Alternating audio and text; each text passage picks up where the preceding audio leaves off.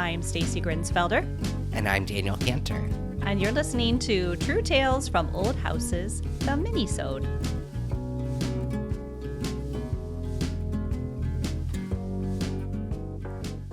Good morning, Stacy Grinsfelder. How are you? I'm good.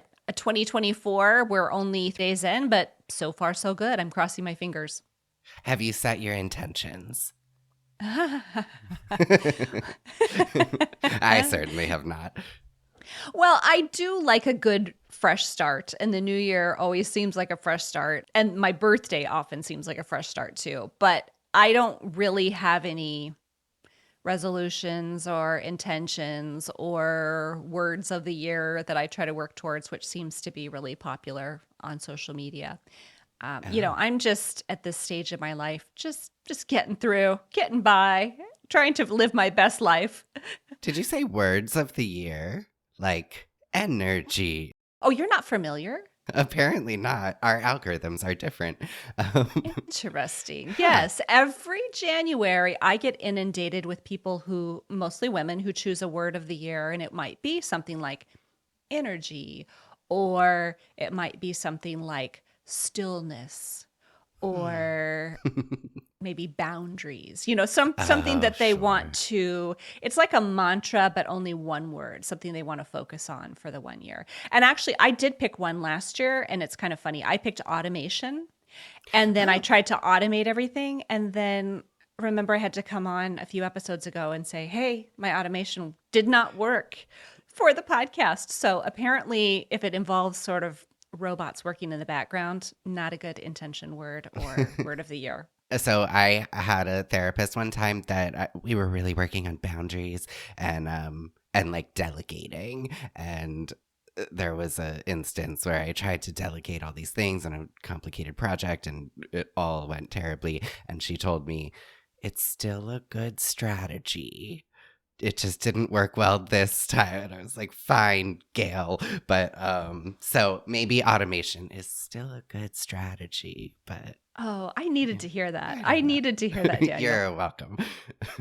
I'm still going to try to automate things because in 2024, I'm also just one person, the same as I was in 2023. I know, we didn't clone ourselves over the break. No. Do you feel like the end of the year I felt like I got put in a washing machine and spit back out in like mostly good ways, but it was just packed. December was packed. Well, I had an interesting end of the year. Before I tell you about it, I do want to say that this minisode is supported by Sutherland Wells. Thank you, Sutherland Wells. Thank you for supporting our nonsense, Sutherland Wells. We couldn't do it without you, truly. That came off sarcastic. I didn't mean it to be. We really are. We really are grateful, indeed, yes. My end of the year was a little bit different than yours because I actually took almost the entire month of December off, which sounds kind of crazy. But I had all of my paid work done and behind me at the end of November. So I took the month off of social media. I still did a lot of stuff here, but it was like, if you don't report it on social media, did it even happen? I don't know. Is that a thing? We still did the podcast. So I say I did absolutely nothing. Right. I did a lot of things, but it just felt like a lot less pressure. And then we went out of town for the holidays, so I didn't really put up many Christmas decorations or any decorations of any kind. Hanukkah was early in the month, so it was pretty low-key here, which I feel a little guilty telling you since I know that you just said yours was a little nutty. Well, how was Palm Springs? I need the Palm Springs report. Right. Well, it was good. It was not as warm as I expected. I kind of thought that we'd have warmer weather. We had 50s, 60s, a couple days in the 70s. And we actually stayed at a town, I think it was La Quinta, which is maybe 40 minutes from Palm Springs. And that's traffic. It's really only just a few miles, but traffic, it's Southern California. Mm-hmm. I guess I'd kind of forgotten that. When you see on your GPS, it's 10 miles and 45 minutes away. It just seems kind of weird. But we spent most of our time at the rental house because we had two houses and there's a pool. We stayed with Andy's family, and I have, oh my gosh, I have 5 nieces and nephews, and then I have 4 kids. 3 of mine got to be there. I have 3 brothers-in-law, their wives, their significant others, my in-laws. So it's a big bunch of people, and we had a good time. Yeah. We just cooked together, and a bunch of them played pickleball. I did not play pickleball. Andy played pickleball, hurt his back. I was like, "Oh, can we do this in our retirement?" And he's like, "Yeah, no, I'm never playing pickleball again. Thank you very much." But we did go to Joshua Tree twice, Oh, and that was beautiful. really fun. Yeah, we tried to get there before sunrise to watch the sunrise over Joshua Tree, but with that many people, you can imagine how that went. Sunrise did happen. We were just in the car when it happened. We were not in Joshua Tree yet, but we were close. Very, very Hey, that's close. fine. Nobody likes to really, you can see a sunrise on TV. I'm the worst. And not a morning person. And not really a nature person either, are you? Nor that. Really. Right. Really a TV based person. Uh, Well, we got to climb all over rocks and just see the desert landscape. And I love that. I cannot get enough of the outdoors, quite yeah. frankly. So you and I could not be more different in that regard. I do love a desert landscape. I really love a desert landscape. So you actually sent me a couple pictures when you were there, and it looked really beautiful. Yeah. That's a hike I'm into. I don't want bugs around me. Well, we did Dirt. not have an insect problem. That was good. But we did go to, I think you had recommended to me that I go to see in Palm Springs the Ace Hotel and Swim Club. I do love that place. Yeah, it was so wild. I really expected a little bit more. It was pretty much locked up with gates and things, so I couldn't just wander around to my heart's content. But I loved sort of daydreaming about what life was like in this mid-century hotel and going to the swim club and parading around with my flowered swim cap and Yeah. modest one-piece swimsuit. And I just thought it looked so fun. But we ended up there because we ate at a place called the King's Highway and the Amigo Room. Uh-huh. Did you see the big macrame elephant head on the wall? I remember that. Incredible. Loved it. I love that place. I'm not really a foodie, so I don't talk about where I eat a lot. I don't talk about, the foods that I eat, but it was so fun. It's been adapted from an old Denny's, if you can picture it. You can picture it, but for everyone who's listening, stone on the outside and real sharply angled roof, and there's a mirror over the countertop eating area, and pleather seating in the booths and on the seats. It was a real throwback, and I loved it. Absolutely loved it. But yeah, macrame everywhere. Everywhere. That was a 70s thing, wasn't it? Yeah, yeah. I'm asking you like you would know. I was there. My mother was very, very crafty, so she kind of went through all those things: toll painting, macrame, needlepoint, cross stitch. Those mark my eras as a child. All the things I buy in thrift stores now. Yeah, exactly. Exactly. But that was a lot of fun. I always say I'd like to go back. I've never gone to a place that I really didn't want to go back to, or that I wouldn't go back to. There are places within areas that I wouldn't go back to, but for most part, I'd go. I'd go again. I think earlier this year you were like, Austin, I'm good. Oh my gosh, I totally forgot. But I don't want to start a fight. I don't want to start a controversy. You are so right. I listen. You are a very good listener. Thank you for that, Daniel. I care. I really do. You care and you keep me honest, which are two qualities that I appreciate. Oh, thank you. Thank you. Yeah. And the Ace Hotel also, just the hotel itself is a rehabbed, like, I think 1960s motel. So they've totally redone it. I think they did a fabulous job. I don't know who the designer was. I wish I did. And then they rehabbed the kidney shaped pool, like Stacy was saying. It's just like a totally fun vibe. Picture white cement blocks, breeze blocks, that kind of architecture. So cool that it was great. Yeah. Did I tell you why I was in Palm Springs the last time? No, are you allowed back? Yeah, yes. I think like enthusiastically they liked me. I really fell into this weird gig with Lionsgate Pictures. Every year in Palm Springs they do Modernism Week Palm Springs is very, very mid-century, and so they do this modernism week. And for some reason, I was never super clear on, they did a little exhibit of the TV show Mad Men, and so Oh, how fun. I got to work with the property master from the show. I think she did almost every season. So anything a character touches or moves or anything is a prop. She was the person who provided that prop. And so we had like 2 days in LA, and we went out to these warehouses that are like, I don't know, like 40 minutes outside of the city. And they're just these massive warehouses, and it was full of everything from the show Mad Men, except for some things when the show wrapped, they auctioned. They were like really fancy stuff, but I mean, I recognized half of it. I loved the show. And then we got to pick through it all, and it wasn't stored like especially preciously or anything. And then we put it all on a U-Haul, drove it out to Palm Springs, set it all up in this weird space, had to kind of like lightly redecorate this, like, it was like an old department store or something. And we had to make it look, I don't know. It was really fun. I got to like fix Don Draper's credenza from his office. That was like my big accomplishment. Wow. It needed some repair. How long ago was that? I want to say 2015 or 16. It's been a while. Yeah, it was super fun. Met some really great people. It's just one of those things that, I don't know, sometimes a weird opportunity comes your way where you're like, I'm not really qualified or suited to this in any way, but like, sure. Sign me up. Let's do this. It was fun. It was great. It was like one of those things too, where it was very, first of all, I'm working with people who work in TV, so they're used to these like really long hours and just like grueling, and we had like 2 days to set this thing up, and it was really intense. So it had all that feeling of like a high school theater production when it's like opening night and everyone's just like out of their minds, but also like have never felt more camaraderie, you know? Right. I'm a grown-up theater kid at heart. Anyway. I don't think I could hang with that anymore. It's yeah, the older I get, this New Year's, I'm like, oh my gosh, like midnight sure is late.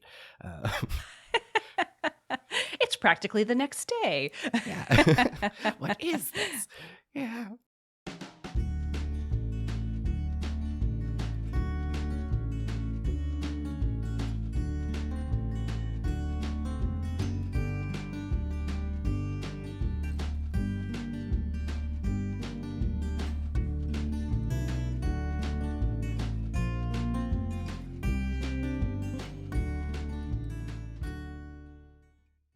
True Tales from Old Houses minisodes are supported by Sutherland Wells.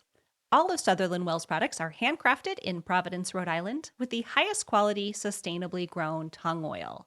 Tung oil, which is native to China, has been used for centuries as a durable finish for wood, metal, and stone. So we know by now that polyurethane is basically just a plastic coating that sits on top of the wood, but tung oil finish penetrates the surface of the wood, so it flexes and contracts as conditions change, which makes it the perfect pre-finish or protectant for everything from fine furniture to window sash and sills. And I've been shouting it from the rooftops this entire season how much I like the Sutherland Wells products, because we always try the products that we bring to you.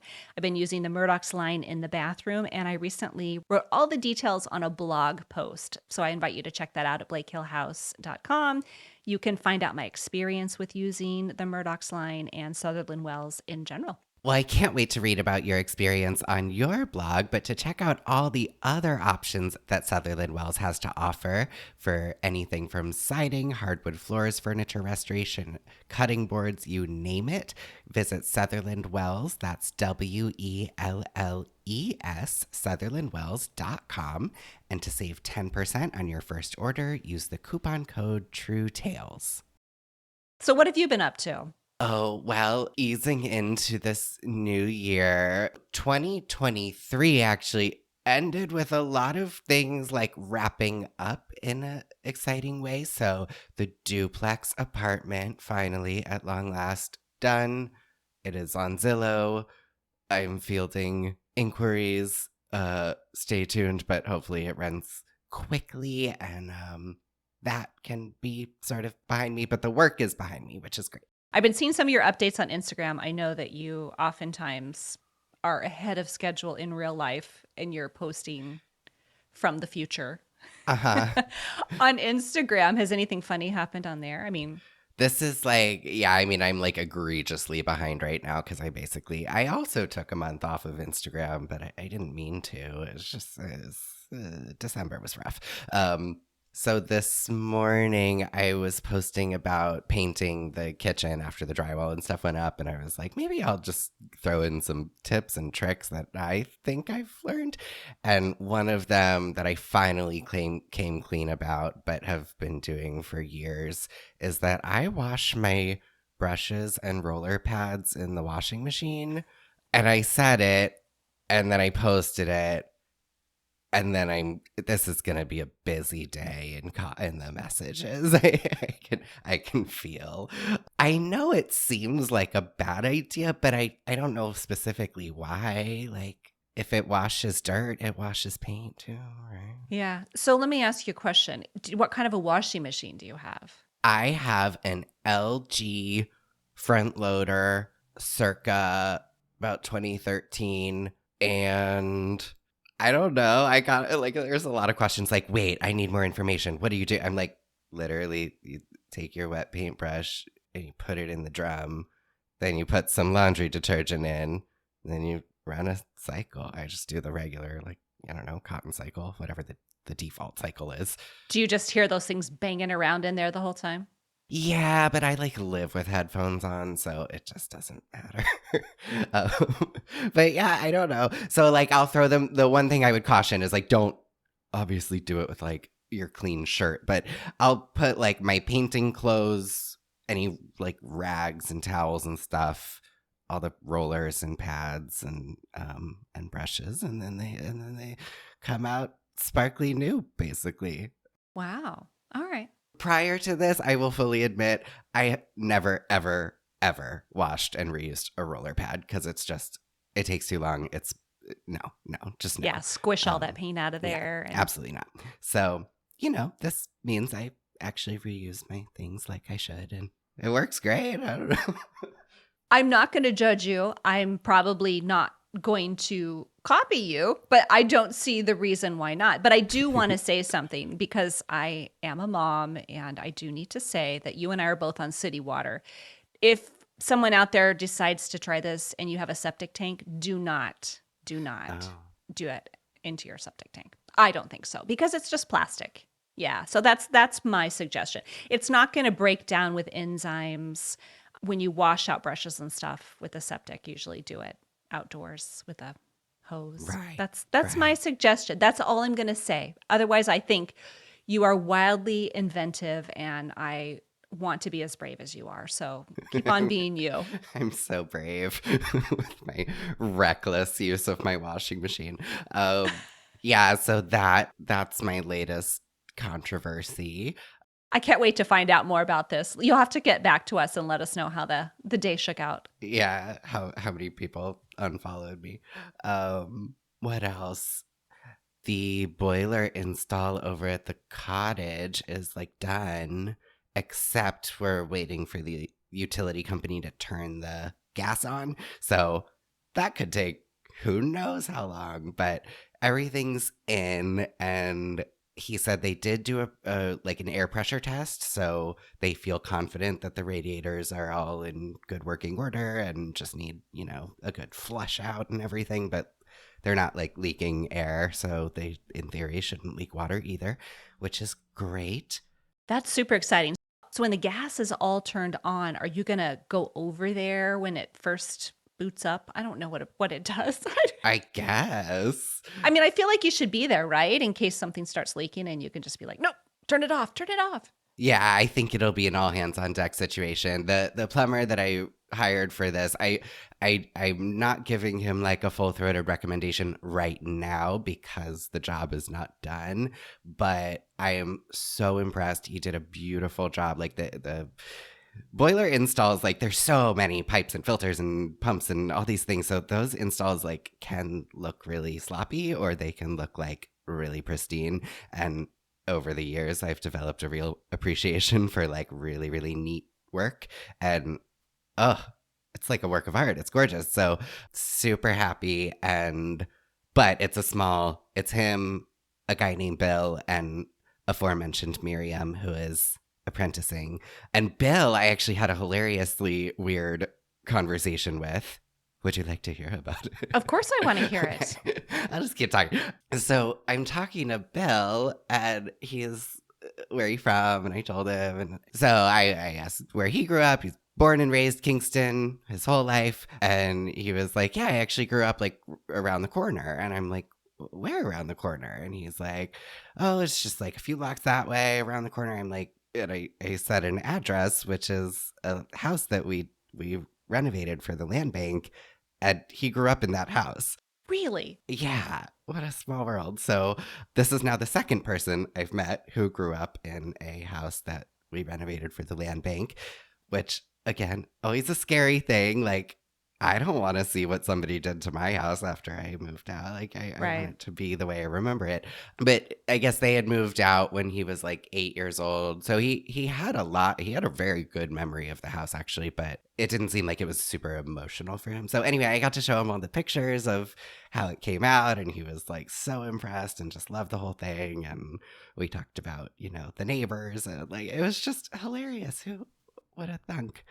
So, wow. yeah. What a surprise. Isn't that weird? And Kingston is not big, but it's certainly not small. We're about 24,000 people. That's 4 times the size of the town that I live in. Really? Yeah, I didn't realize it was so small. it is. What are you doing with your time now that you are no longer on the land bank? I'm doing some volunteering for the land bank. Oh, stop it. Oh, God. I can't get away. Yeah, so incidentally, like, that is like my first meeting on the books of the year is a land bank meeting because So funny. we're wrapping up the construction documents for the next 6 rehabs. So all of those houses I either kind of fully designed or I'm overseeing other designers. So 6 sets of full construction documents are about to hit my inbox. And then I have like 4 days to provide feedback on everything and hopefully never have to request changes again. Right. Whew. Those will get put into a request for proposals that will get published. Then we will have contractor walkthroughs and stuff. They will, not we. They I'm will, part not of- you. There's no we in yeah. this anymore, is there? So that's part of what I'm doing. And really, it's just like go time, go time on the cottage. Like we discussed probably back in October. I want to have it listed. Oh my gosh, Stacy, what if our houses went up for sale the same day? That would be so cute. Oh, that would be neat, wouldn't it? Yeah. Yeah, because we're both aiming for mid-March, right? I think so. Yeah. Yeah, That's what we've been talking about. Oh my gosh, twins. And then we could just compete to see which one sold faster. Okay, but like friendly competition. I don't. Friendly. Yes, friendly. And the buyer has to be right for these houses. We're not just going to go with any old person. No, just kidding. That sounds really snotty, doesn't it? Well, I mean, if you come in with your vinyl window representative, I guess Stacy's not going to give you the contract of sale.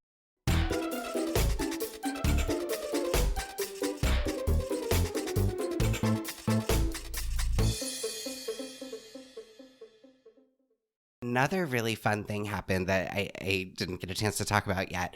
There's a land bank house that I personally worked very, very hard to get. I had to like kind of lobby the city council to let us buy it in the first place. And that was a big lift. And then it was a complicated rehab in large part because the house was vacant for at least 40 years. That's 40, if not more like 60. Yeah.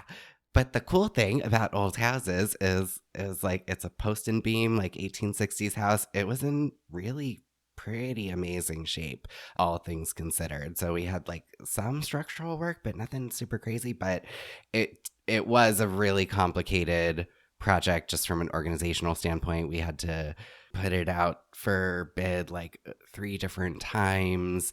We had to fire a contractor. Like it was a lift. And so I was really, really happy. And I know this didn't happen by accident. I think our staff especially felt strongly that the best thing we can give Daniel is to have this house done by the time his term is up. And we did. So I was super excited because I was like, I am not doing 5 years of work and all this stuff for this house. And now it's so beautiful. We're throwing a party. And so I threw a big holiday bash in this house, which is actually really hard to throw a party in a vacant house because you have to remember to bring like scissors and, Oh, paper towels and like all the things.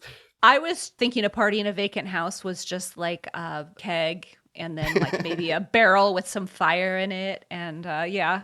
So it was a little more elevated. I mean, I had food, tables. I like kind of decorated it holiday style. It was really, really special.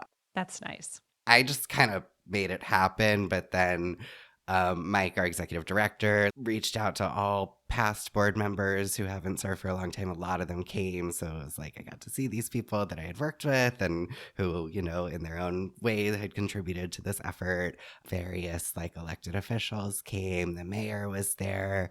I was presented with a certificate of honor for my outstanding service to the city of Kingston. Congratulations. Thank you. And to be able to do it in this house that was such a kind of Herculean team effort and is now so beautiful and really a good party house. It's got a real nice flow. So it was a really cool way to kind of cap things off. And yeah. Well, what a way to end a year too, right?